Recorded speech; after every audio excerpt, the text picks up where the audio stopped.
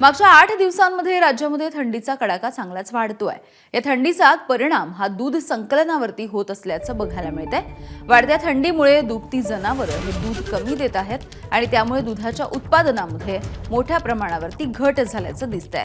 साधारणपणे 20 ते 25% पर्यंत ही घट झाल्याचं दिसतंय आणि याचा आर्थिक फटका सध्या शेतकऱ्याला बसतोय। आमच्याकडे 10 म्हशी आहेत। 10 म्हशी जवळपास पहिले आमचं दूध निघायचं 60 ते 65 लिटर।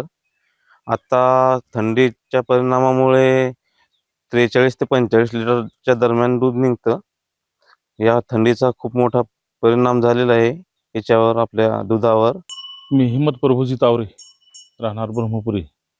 माझ्याकडं 8 म्हशी दुधाच्या होत्या आहेत, तर 60 लिटर त्याचं दूध काढत जाऊ, परंतु या थंडीमुळं आता जवळपास 15 लिटरचे नुकसान झालेले आहे।